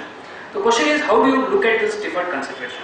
Now, this is a case where there was a 500 acre of salt pan land somewhere in Maharashtra, which the assessee had entered into development rights with agreement with Sharpoji, Polanji and Company for a total consideration of 521 crores. The assessee and his son were joint owner of these assets. They proportionately offered the capital gains in their hand. But while calculating the sale consideration, there was a 50 crores of sale consideration which was contingent in nature. So out of this 521 crores, 50 crores was contingent in nature. Now, what was the contingency in this? Is that this particular land, salt pan land, was in CRZ. CRZ is Coastal Regulation Zone. So if it is in certain limits of coastal limits, then there are certain regulation zones which are applicable, and if you have to do any development for that particular zone, you are to get a permission for that particular zone, you need to go up to a particular authority and they will give you permission. We had that famous Adarsh case, Adarsh building case, which was constructed without CRZ permission, and that issue was there. So similarly, if you have a building in land in that particular area, any development that you have to do for that particular area, there has to be permitted. So the agreement between the Sharpoji Polanji and the assessee provided that the 50 crores is contingent on permission being granted for development of that particular portion of land which was falling in CRZ. So if I get a permission for that, I will give you 50 crores. Out of that complete land, if I get permission for a part of the land, I will give you pro rata basis. So while calculating sale consideration, assessee calculated the capital gains by taking 471 crores as the sale consideration. Assessee did not take 521 crores as capital gains. The officer took a view, which is natural, that he will say that what is section 45? When is the capital gains taxable? Section 45 will provide that capital gains is taxable in the year of transfer. There is no doubt on that the capital gains is taxable in the year of transfer. So that is a charging provision which will say that the capital gains is taxable in the year of transfer. The assessing officer took a view that, look, your right is to get 521 crores. As per your agreement, you have to get 521 crores. The sale consideration is fixed at 521 crores. So I am going to compute the capital gains taking 521 crores as the sale consideration. Accordingly, the additions were made. The matter has to naturally travel to the tribunal. Now, the question was whether this 50 crores is approved to me and whether it can be taxable. In the facts of this particular case, which is interesting, is that this 50 crores was not received by the assessee even till the matter went up to the tribunal. So that is an accepted fact, which is interesting. Now, what would happen if this 50 crores was received in subsequent year? Then that becomes a different issue. We'll come to that also. But here in this particular case, the 50 crores was not received at the time of till the matter was decided, when the assessing officer done the assessment or matter was there before the tribunal. This 50 crores was not decided because possibly the CRZ permission was not received. Now, when this was there, the issue was whether this 50 crores can be brought to tax. The tribunal observes that you have to apply real income theory, and when you look at sale consideration, the sale consideration would mean the income which is accruing to the assessee or which is received by the assessee. So the accrual even of sale consideration, the accrual of sale consideration is important. And what do you mean by accrual? They applied the classic decision of the ED Sasans 26/28/27. The accrual will happen only when there is a debt due in favor of the assessee. In this particular case, the assessee had no right to ask Sharpoji Polanji to give 50 crores. So there was no debt due in favor of the assessee at the point of taxation or at the time of transfer of asset or at the time of assessment. So the tribunal took a view that applying the real income principles, the question is whether this 50 crores is accrued to the assessee. The tribunal said that applying principle laid down by ED Sasan, Supreme Court in case of Sharpoji Vallabhji's case and other decisions, we can say that there is no accrual of 50 crores in favor of the assessee, because the agreement very clearly provided that 50 crores will be paid to the assessee only when the permission of CRZ is received, and if the permission is received for proportionate land, then the proportionate out of 50 crores will be paid. While deciding the decision, the Supreme Court relied on the decision of Hemal Raju's case, which is 68taxman.com 319. 68taxman.com 319. This is a very interesting decision. In this particular case, there was a sale of a shares. Out of sale of shares, certain 2.75 crores were received as consideration. There was a deferred consideration of 20 crores, which was payable over a period of 4 years, and that 20 crores was payable over 4 years based on certain formula. The formula was linked to the profit of Unisol, which was the share of a company which was sold. Now, when this in the subsequent years, few years, the assessee did not receive any amount. In the subsequent years, certain amounts were received. Now, in case what we discussed, the Gorandas case, this 50 crores was never received. So it was more easier to decide that there is no taxability in the year of transfer because there is no accrual. Interestingly, the decision relies on a Bombay High Court decision in which the amount was received. Now, in the case of Bombay High Court, the High Court deals with a situation where original amount what was received was offered as capital gains in year 1. In year 2, nothing was received. Based on the formula, nothing was accruing to the assessee. In year 3, year 4, certain amounts were received. The assessee offered the income out of that 20 crores which was received in the subsequent deferred payment in year 3 and year 4. The High Court says that, again applying ED Sasan says, in the year as on 31st March, there is no accrual of that 20 crores in favor of the assessee, so we will tax only the original sale consideration. The High Court also observes that even otherwise the assessee is offered the deferred consideration in the subsequent years and it is already taxed. Therefore, there is no concept of doing double taxation and we will not tax this in the first year. The AO had naturally shifted the entire consideration to year 1 and taxed it in year 1.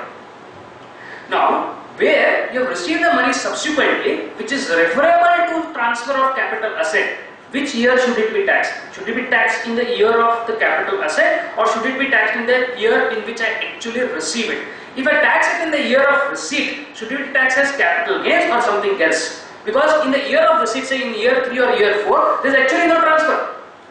There is no transfer of capital asset. And section 45 would say the gain is taxable in the year in which capital gains is taxable. Both these decisions, whether it is Hemal Raju's case or Gorandas case, they don't discuss section 45 in detail. They don't say that in which year this should be taxable. Gorandas case was slightly easy because the 50 crores was not received at all. So to that extent, it was easier for tribunal to decide. But in Hemal Shah's case, the subsequent amounts were received and offered to tax in subsequent years. The department interestingly doesn't argue that this amount which is offered to in subsequent year is not the right year to tax it. Actually, it should be taxable in year of transfer because section 45 would provide that the capital gains is chargeable to tax in the year in which capital asset is transferred. And these subsequent deferred payments refer back to your transfer of capital asset. There is nothing else. It is not linked to something else. It is still linked to your transfer of share only.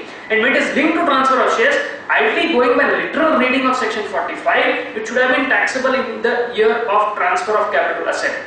So this particular point, though Hemal Raju's case is in favor of the assessee, that means I will only tax in subsequent year. If I go back to the preceding year, the interest and other consequences will come. And the other implications could be there. But they have offered to tax in the subsequent years and which has been accepted by the Bombay High Court, which in my view may not be correct because the section 45 provides very clearly that income will be taxable in the year in which the capital asset is transferred. So even this deferred consideration should ideally go back to the year of transfer of capital asset.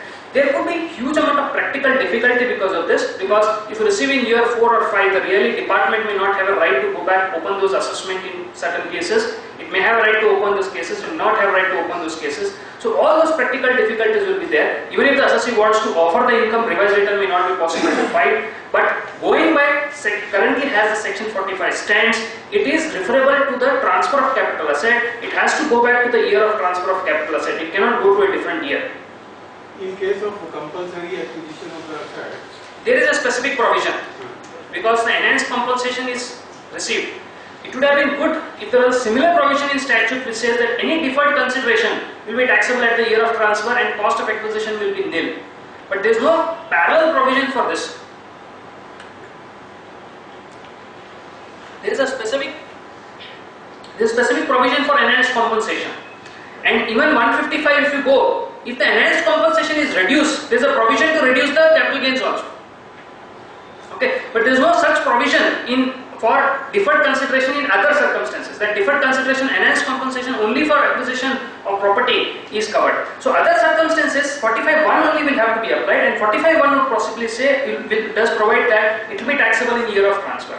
So there is a legislative action which is required here to provide a similar provision like for enhanced compensation. In the absence of that, either there will be a problem that it may not get taxed, it will go untaxed, or there will be a problem where it will be taxed in a year in which the assessee actually never had this debt. But applying this principle, in the first year the assessee may argue that there is no accrual of income. In the third year I will argue there is no transfer of assets, so it is not taxable.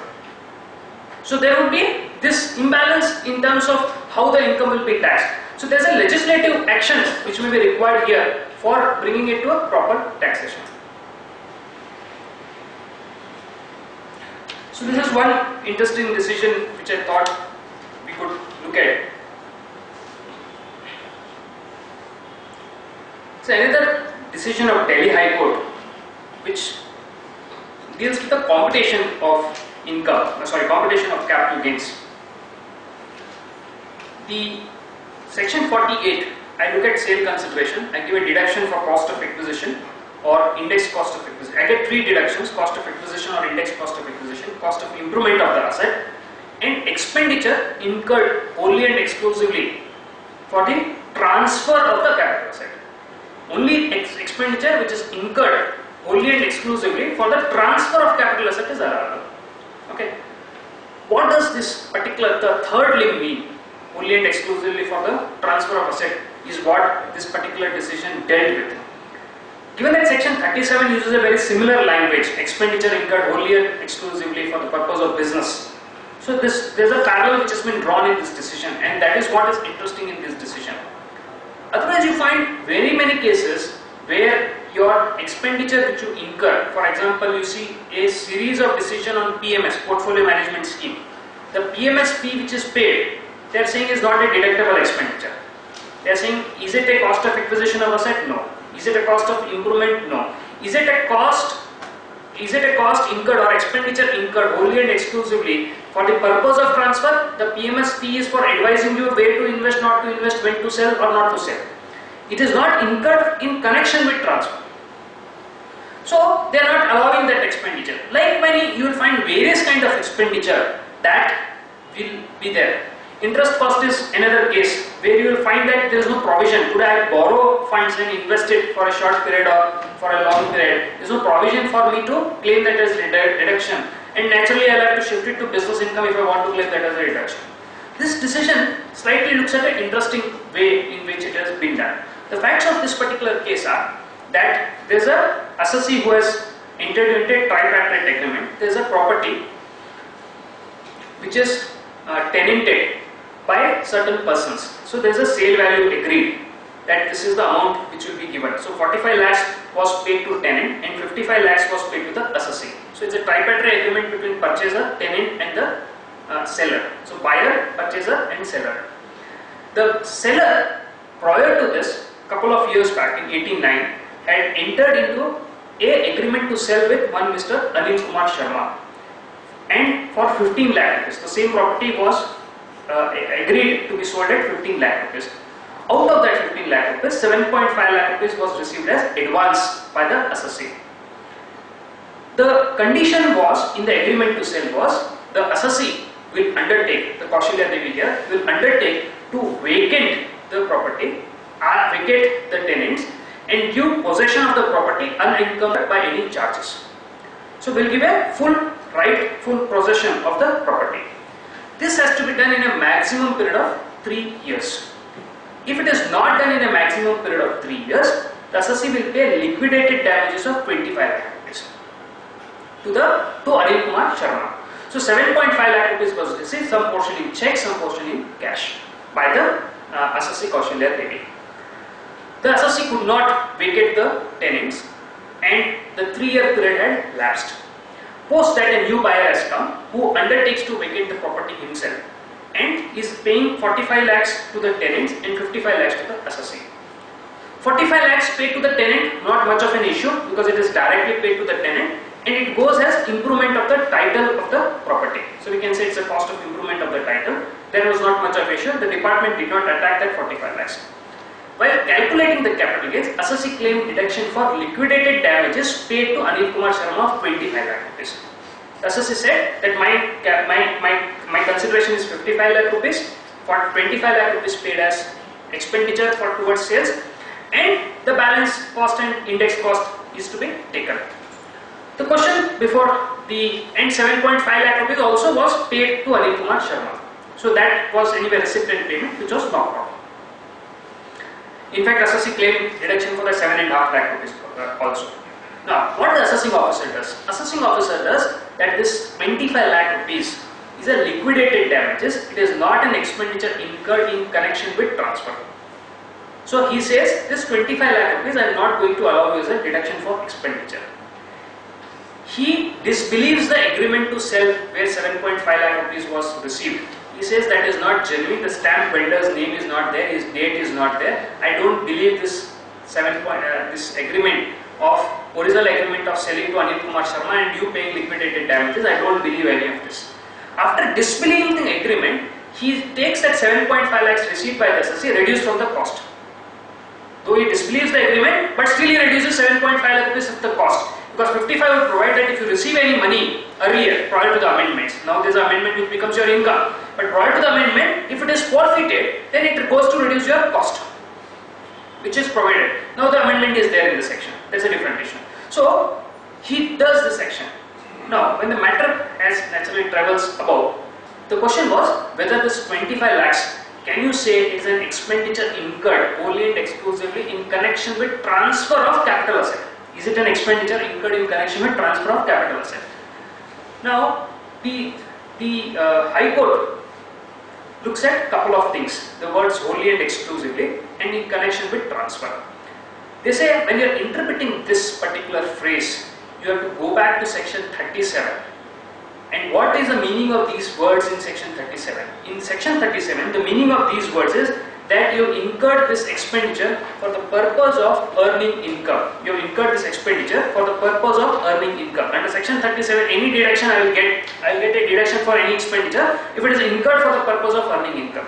So apply that section 37 and look at this whether it is incurred wholly and exclusively in connection with transfer. Now, in connection with transfer, what do you mean by in connection with transfer? The Delhi High Court looks at this and it says that you have to say that whether there is a proximate link of the expenditure incurred and along with the transfer. There is a link, nexus with the transfer. If there is a nexus, it need not be a very strong nexus, but if there is a prima facie nexus, it is sufficient to say it's a proximate and prima facie nexus. It is sufficient to say it's connected with transfer. Now, another point that they make is that who should judge this, that whether the expenditure should be incurred or not incurred. Can the assessing officer judge, or we should believe on the commercial prudence of the assessee that it is he who will decide whether the expenditure should be incurred or not. So they go back to 37. Here the most important principle is that while applying this decision, they have relied on the principle laid down under 37. Under 37 will say that section it is wholly and exclusive income, whether it is for the purpose of earning the business income, I will allow as an expenditure. Whether there is a necessity to incur this expenditure is not that the assessing officer can question. Assessing officers will have to only verify whether the expenditure is genuine, whether the assessee has actually incurred the expenditure, and whether the expenditure incurred is to generate the business income. Applying this logic to this particular case, the point was whether without incurring this expenditure, can the assessee would have sold this property? Could the assessee sold this property? The Anil Kumar Sharma had the right to purchase this property, and the liquidated damages were provided in the agreement.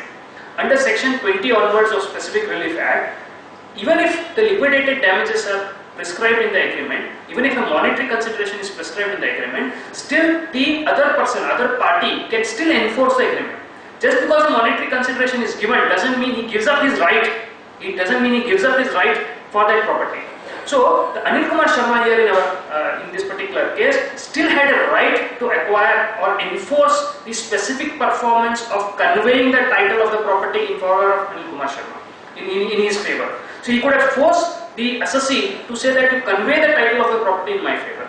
Now, if that be the situation, there is no way that this could be transferred to a new buyer. A new buyer was aware of this, that this is the situation. So, in that circumstances only, the 25 lakhs payment was being made to Anil Kumar Sharma. So, applying these principles, the Delhi High Court took a view that under these circumstances, this particular expenditure of 25 lakhs, we should consider it as expenditure wholly and exclusively incurred in connection with transfer. Now, if you read the word in connection with transfer in a narrow sense, only expenditure like you pay to broker and other things should be allowed. But here, it has been interpreted in a broader sense. The expenditure which has gone to make that transfer, enable that transfer. Here if I say connection with transfer, only broker fees and etc. very intimate connected expenses may be allowable. No other expenditure will be allowed. But here they have gone into broader sense and looked at a situation, say that which is enabling the transfer will be available. We had a lot of series of earlier decisions where I am vacating the property, where I am giving money for closing down the litigation. But all those were for cost of improvement of the title of the property. But here we have moved from cost of improvement to the title of the property to the expenditure which is wholly and exclusively incurred for the purpose of business. That is important point. Because that the earlier decision series of most of the decisions will fall in second category. Here is a decision which falls in third category, which says that this expenditure is incurred wholly and exclusively for the purpose of business. And that I think is an important point, that in a broader sense I will look, is it an expenditure which is incurred to enabling me to transfer this? Giving in this light, if you look at other kinds of expenditure that I would incur, say for a PMS fees, now it may not be directly connected to the transfer, but that without that PMS advice, PMS fee, I would not get that advice. If I don't get that advice, I would not have invested and made a gain at all. So, if I apply the same 37 principles here, then I should get deduction for those expenditures. So, many times you have an expenditure which may not be directly connected to transfer, but which may be broader in sense, and which are enabling to earn that income. Applying these principles, possibly we'll have to say that look, you see this whether it's incurred wholly and exclusively for the purpose of business, please give me a deduction for this particular expenditure.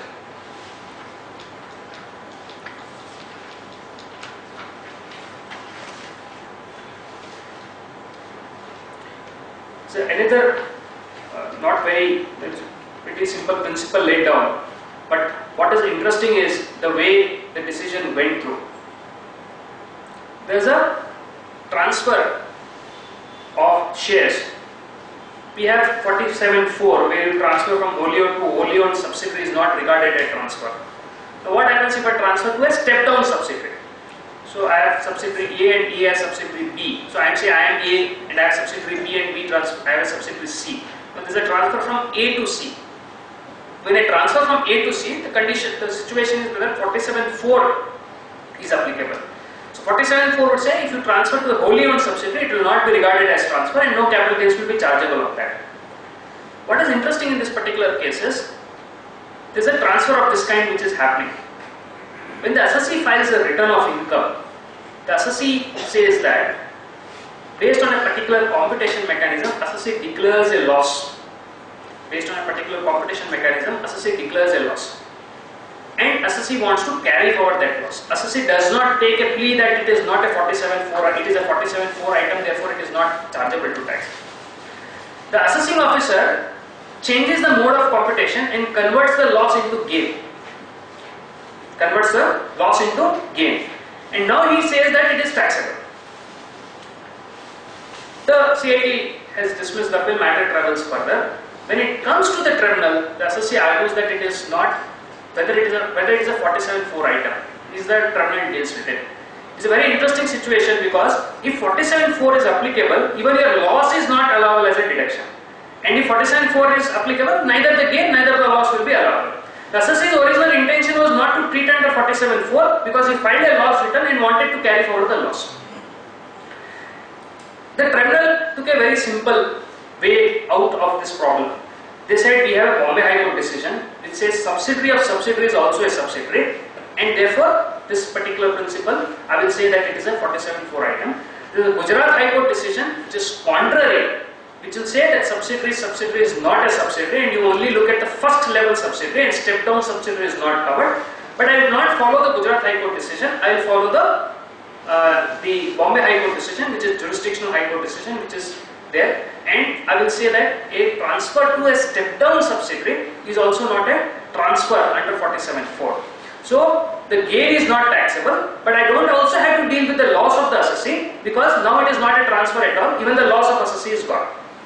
So both the gain of the assessee is gone and the loss of the assessee is gone.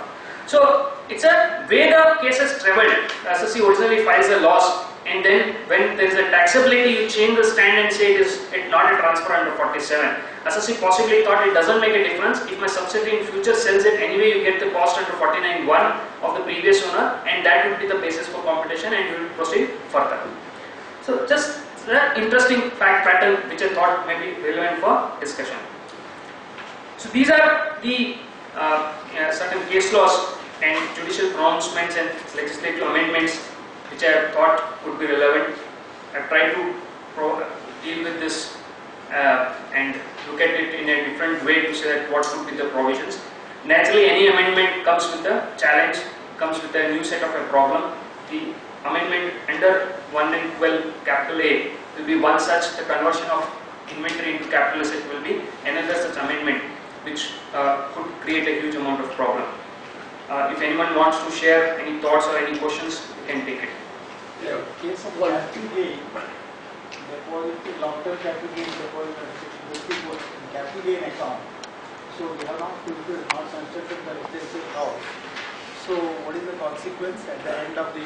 I didn't get the question. Can you repeat? It's a long-term capital gain account under section 54F for residential house property. So I have not utilized the amount kept in capital gains deposit scheme. Yeah. At the end of year 3, Yeah. it will be taxable in year 3. Okay. So how the computation? Whatever the gain you have claimed exempt. Suppose, let's take an example, it's a 54F. So my sale consideration is 1 crore and capital gains is 10 lakh rupees. Out of 1 crore, 50 lakhs I kept in the scheme, Yeah. which is not utilized by end of year 3. On this 50 lakh rupees, the proportionate 5 lakhs of gain will become taxable in year 3. It becomes capital gains of year 3. It doesn't become capital gain of year of transfer, which is important. The point here is, you have effectively deferred capital gains for 3 years. Now how the computation in that? In third year, it will be 5 lakhs will be straight away taxable. Whatever exemption you have claimed will become taxable in year 3. Now the problem for us is how do you fill up in the form? The form, yeah. And I understand. But that's a practical problem. Where the section says whatever is the exemption you have claimed becomes exemption. There could be two options. Use the partial figures of the same that year, or just sale as 5 lakh rupees and say cost is nil and offer it to tax. But whatever is the exemption which you have claimed becomes taxable in year of transfer. Sorry, year of non-utilization of the fund, which is end of year 3. Yeah, in case of the type of secretary account, that is of January, the share should be held as on that date, 3rd month post. No, you might have purchased the share on 3rd January, for example. For example, if I purchase somewhere about November and if I am selling it this year December, am I entitled to apply that? Yes, you are entitled to apply. So if I take a simple example, I purchased the share on 3rd January 2018 Yep. at 100 rupees. Yeah. On 31st Jan it is 120. Yeah. And I sell it on say 15 January 2019 at 150. 30 rupees is taxable. That's okay. So 20 rupees is increment will be available on long-term capital asset. The long-term capital asset is to be seen at the date of transfer. It need not be a long-term capital asset on 31st January. Second is regarding 14A is concerned. The expenditure normally reserved where there is other expenditure. I mean, the income is 30% or whatever the higher rate. So exempted income, the expenses incurred according to either on the dividend or on the long-term capital gain is being deducted and then taken on the calculation as according to. Now, both these situations are not there, especially when the dividend is in excess of 10 lakhs or so, which is subject to taxes. Whether those expenditure can it be? No. So that's what I was making a mention. That suppose you have an asset base of 1 crore rupees. Out of this, there are say 50 lakhs of asset which are not exempt. So while calculating the average assets, you can exclude those assets. Now if there are assets which are generating taxable income, so that suppose, or you should say that whole of 1 crore is generating taxable income, then 14A will not be applicable to me.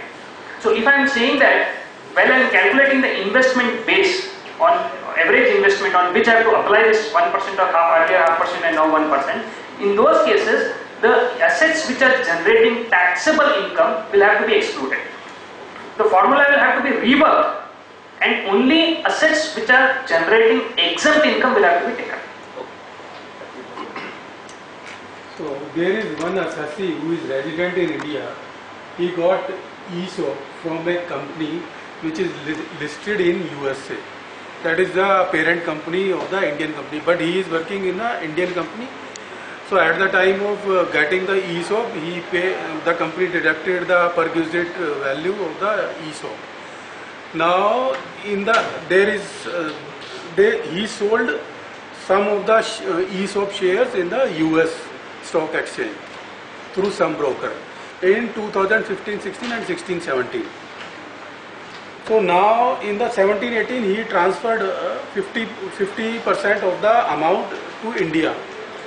Now the assessee is under the impression that okay, it is taxable in 17-18, though the transfer was done in the 15-16 and 16-17. Now the question is which year it is taxable, and second question, okay, what would be the rate of exchange to be applied, because in the year of transfer it is not transferred to India, the amount is transferred in current year. Here what will happen is you will have to, the taxability will by virtue of section 45 will have to be done in the year of transfer. There is a choice, not the year of receipt, because when I am receiving it second time, that will not be relevant because the income is either already accrued at that particular time. Section 45 is very clear at the date of transfer which is be applicable. While calculating also, you will have to apply rule 115A, which says that how to calculate the foreign exchange, and that based on that you will have to apply it. So you have to go back to the date on which the transfer is. So the mechanism will say that this last day of the preceding month has to be taken for that purpose. On that basis only you will have to calculate the foreign exchange. The gain, if any, suppose that time the dollar was 65, today it is 68, that $3 gain, that is not taxable. That will not be taxable as capital gains. Is it taxable as other sources? That may be a different issue. But when you calculate the capital gains, if that time the rate was 65, only that will become taxable, not the current rate of 68 or 69. So buying rate or selling rate or RBI? It's prescribed in 115 capital A. Okay. So that based on that, it is I think the buying rate which is there, that rate will have to be taken. Okay, one more question. The interest on borrowed capital is allowed under section 24B, but if I am paying 8 lakh rupees as the interest and under house property I am getting deduction of only 2 lakh rupees, 6 lakh I can add to the cost of acquisition of the house, because there is I read some case law. Personally, I would not feel that would be right way to do it, because the cost of acquisition will only be till the date or an expenditure incurred to bring the asset to the present location and condition. So an expenditure is incurred post that cannot be made part of cost of acquisition. So the provision currently is unfortunate, it restricts the reduction to 2 lakh rupees, but that is how it is. So I don't think it can be added to cost of acquisition. Second, adding to cost of acquisition may really not help much. Suppose it's a residential house which may not sell, or which you may stay in that in future. Adding to the cost of acquisition is of no use. Instead, carrying forward whenever that limit of 2 lakhs will be available to you, that may be used. I don't think it would be right to say it's a cost of acquisition. Yes, sir. See, this Haridam Hotels and this Maitriyapai decision of Karnataka High Court can be referred to buttress the argument that the interest paid, even though it is not for the purpose of acquisition but paid after acquisition, can be added to the cost of acquisition. Look at Haridam Hotels and both Maitriyapais, both of Karnataka High Court, you may get a clue that it can be added to cost of acquisition. That is the point which you may consider. So the question is with regard to 112A. SSC receives a gift of shares, let's say from his mother, on 15th of Feb 2018, and he sells it under the new regime. will he get the benefit of the... Okay, let's look at this way. 2005, mother acquired the shares, Yes, and 15th Feb, 2018. she gifted it to son, and son sells it, say XYZ date, somewhere, either current date or this. Now, in this case, if it is a listed share, I am assuming it's a listed shares when the mother has acquired in 2005, STT is paid at that point of time. And when it is sold also, STT is paid, right? The 55 to AC, which deals with cost of acquisition, is subject to provision of 55 to B. 55B refers back to 49.1. So this cost of acquisition, the fair market value calculation, is subject to 49.1. So once it is subject to 49.1, I will have to go back to take the cost of acquisition of previous owner. Once I do that, I will take the cost of acquisition of owner. A deeming fiction is created where the cost of acquisition of previous owner is taken. Okay, you have those Manjula Shah's case and various other cases which says that when you go for indexation also, go back to the date of acquisition of the previous owner. Now I am applying the same logic. Whatever is on the FMV on 31st March in the hands of mother will become FMV in the hands of son also. So when I go back to the cost of previous owner, to the previous owner, this new section 55 is not applicable because that is coming to force only with effect from assessment year 1920. No, that is fine. See, once you are creating a deeming fiction of taking the cost of previous owner, you will have to take that deeming fiction to logical conclusion. You will have to take a deeming fiction to logical conclusion. You cannot stop in between and then say I will take only mother's cost of 2005 and I will not give you either indexation or I will not give you this thing. That would not be there. The same logic what we applied to in Manjula Shah's case, that if you are taking the cost of acquisition of previous owner, go back to that date for indexation also. So same principle I will apply for 55 to AC also and say that FMV all 31st January 2018 I will apply it for the purpose of the calculation also. And what is the assurance by finance minister? All your gains up to 31st Jan are grandfathered. That means we are not going to tax that. And that logic will have to be applied in all cases. That should be the driving force to make the interpretation for this instead of going by literal interpretation. The rule 115A is applicable only in case of non-resident. But in my question, it is resident. So we can apply that. Maybe then but there is a rule which is applicable to resident also. It must be 115, right? 116 or 115 it must be. Okay. There is a rule, something close by to that. Sir, since I invested in 10 lakhs of first shares in a company some 10 years back, and today's sale price also is a 10 lakhs, sale consideration also 10 lakhs. Is it possible? No. For, Is it a listed share? private limited company. So private limited company 112 capital is not applicable. So if I purchase a share in 2008 for 10 lakh rupees and today I sell it, when I am selling it also it's unlisted shares. Okay. When I am selling it also it is unlisted shares. Then you apply the indexation from 2008, calculate the gains. The 50 CA substitution of fair market value is applicable only for quoted shares. Okay, so sorry, unquoted shares. So those are shares which are traded on stock market and which are not frequently traded. Only in those cases the fair market value situation would come. Now in your case, my sale consideration cannot be changed. So from a seller's point of view, if I am selling at 10 lakh rupees again, I don't think there is a problem. If the fair market value, or the net asset value has calculated under 11 UA is higher, for the buyer it may be a problem under 56 to 10 or any other similar provision as may be applicable. But from a seller's point of view, I don't think there should be a problem. It is fine. Whatever the sale consideration and purchase is Thank you everyone for patient hearing, and thank you Bangalore branch for giving me this opportunity to share my thoughts on this particular topic. Thank you.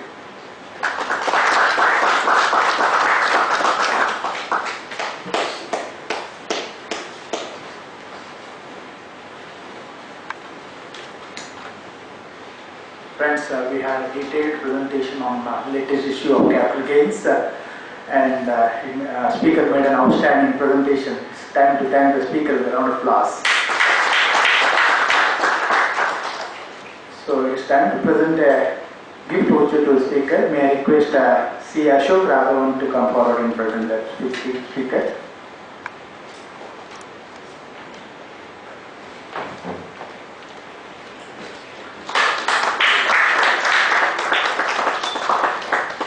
Thank you, C. Ashok. Let us wind up for the day. Thank you very much.